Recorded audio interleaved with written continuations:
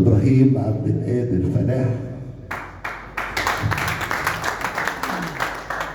قائد مجموعة الاسترشاد اللي هو 16 الفرقة 16 حد يمين من بحيرة. ما يعرفوش معنى اللواء 16 والبطولات اللي حققها، وهو اللي اثر بالمناسبه على الساف يا جوري مع احترامي للسياده اللواء ابراهيم، لانه كان حد شمالي وانا ما توسعتش في اداره المعركه.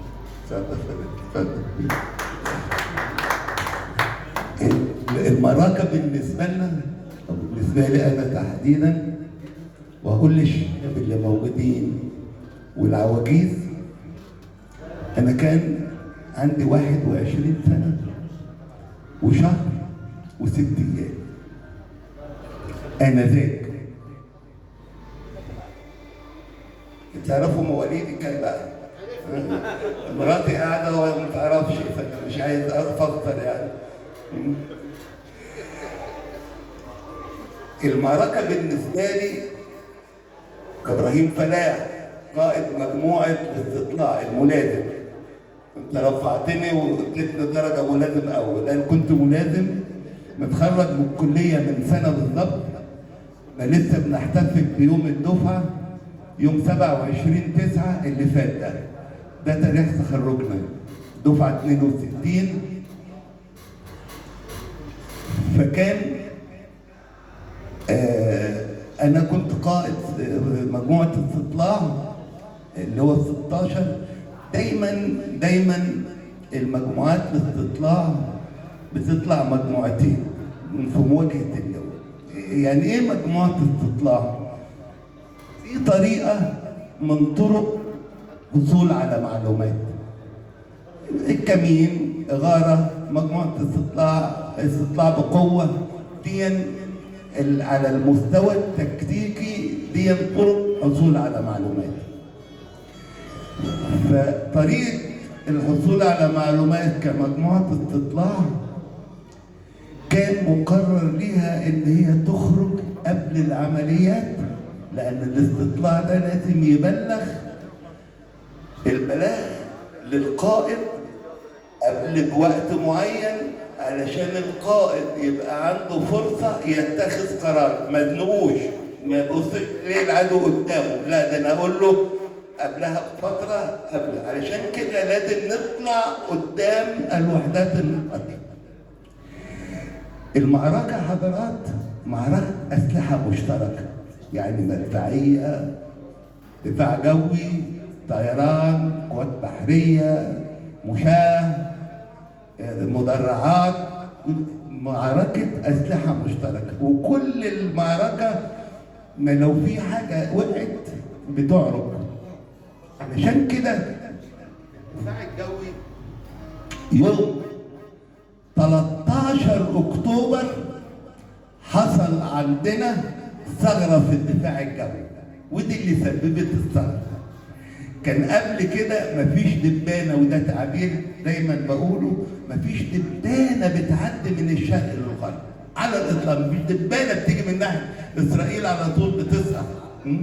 وكان السال 7 المحمول اللي سعادة المستشار كان بيقول عليه حاجة زي الأربجي كده، بتتشال على الكتف وبيتنشن على الطيارة. أول ما بيسمع زنة في ودنه وبيشوف لمبة حمراء خلاص الصاروخ بيطلع بيتتبع الطيارة منين ما تروح،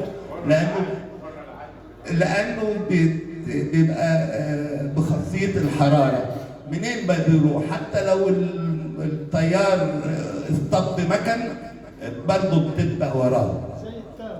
فكان ابدعوا الحقيقه، وكان لسه السلاح ده داخل جديد. نرجع تاني لمجموعه الاستطلاع. الاستطلاع هو وحده معاونه. احنا عندنا وحدات مقاتله في الجيش، مدرعات والمشاة والتعيين، وفي وحدات وحدات معاونه. يعني الجيش برضه ما يمشيش الا بالوحدات المعاونه، استطلاع، اشاره، خدمه، حاجات كده.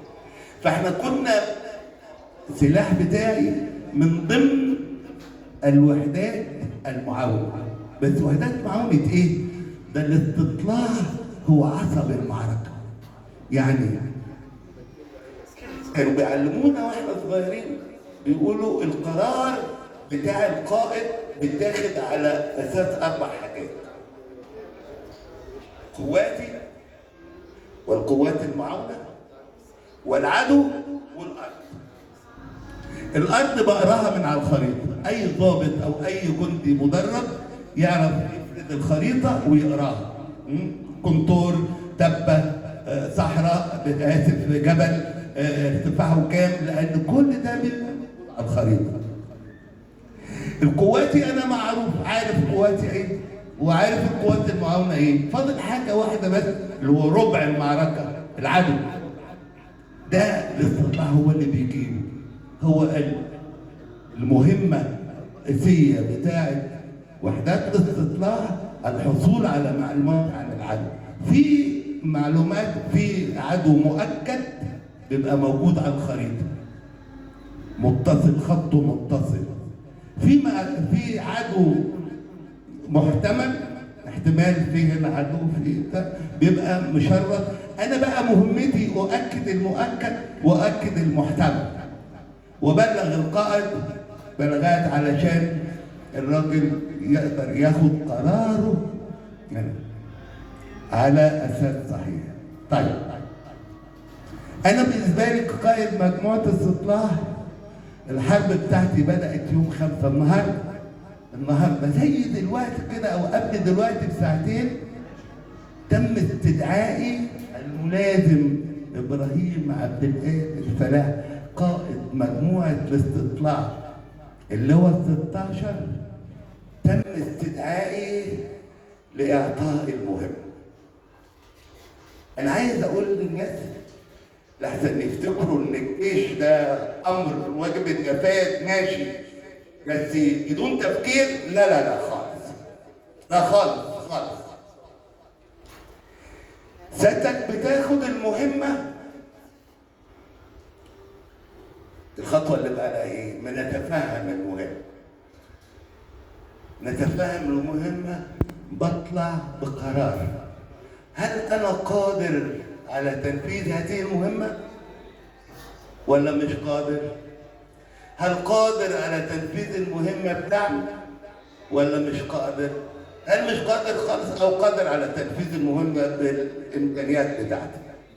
ماشي؟ فخدنا المهمة وكنت أنا الملازم أبو 21 سنة في قلب قادة الكتايب وقادة اللواءات اللي بياخدوا المهمة يوم 5 الساعة 5.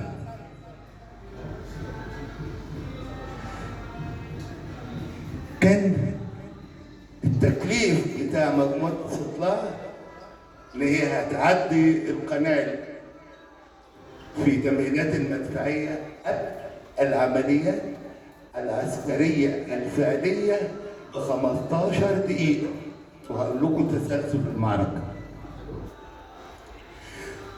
فكان لزاما ان انا اخد الآل بتاعي وسيلة العبور بتاعت القناة. قالب تقيل جدا يا حضرات، قالب مطاطي وتقيل جدا، وعلشان تنفخه كان هيبقى يعمل صوت مزعج جدا. المنفاخ بتاع القوالب اللي عنده فكره كان بيعمل صوت ممكن الضفه الشرقيه تسمعه، لان احنا كنا في مكان، احنا كنا تمكنا بقى في وضع قتال على القناه على طول، وكنا في مكان اضيق حته في القناه حوالي 180 متر 200 متر في الحته دي. فكان لو انت استعملت المنفاخ تنفخ القارب وانت على القناه مباشره في مكاننا كان يتسمع. وده تجهيز وسيله عبور مائيه بتبقى قرينة دالة على التجهيز لعبور منع ماء، فممكن يعمل عملية إجهاض أو إحباط للعملية ويفهم. فخدنا القارب شلناه بالعساكر بتاعتنا ورحنا على مسافة 2 كيلو ونفخنا القارب وجهزناه وشلناه تاني وجينا في مكان بتاع التمركز بتاعنا على مسافة 20 متر من القناة استعدادا للحرب. تسلسل العمليات العسكرية الساعة 2 on time طلعة جوية لمدة 5 دقايق أنتجت آثارها وبكفاءة، وكانت بمهمة تدمير مراكز القيادة والسيطرة قريبة والاحتياطات اللي ممكن تتدخل معركة، ورجعت بدون خسائر يمكن طيارة واحدة بس. الساعة 2:05 بالثانية بدأت التمهيدات المدفعية. في أول دانة مدفعية كنا في المية مجموعات الاستطلاع على مستوى الجمهورية كلها، يعني آسف على مستوى الجيش اللي هو التكتيكي اللي هو احنا على مستوى اللواء، التعبوي على مستوى الفرقة، الاستراتيجي على مستوى الجيش. ليه؟ مفيش عناصر استطلاع سبقت، لأن كل قائد بيحتاج وقت كبير، يعني قائد اللواء بيحتاج مثلا ربع ساعة، قائد الفرقة يحتاج نص ساعة، قائد الجيش يحتاج ساعة، فلازم قواته أو الاستطلاع بتاعه تطلع قبل. لا، كلنا حطينا رجلنا في المية في وقت واحد، جميع عناصر الاستطلاع. ليه؟ لأن أي عنصر استطلاع بيبقى قرينة دالة على قيام العدو اللي هو احنا بعملية هجومية. عناصر لما بتنشط بتبقى قرينة دالة على قيام بعملية هجومية، واحنا كنا الحقيقة كانت كل حاجة محسوبة علشان ما يسالش أي حاجة للاجتهادات علشان نضمن نجاح العملية.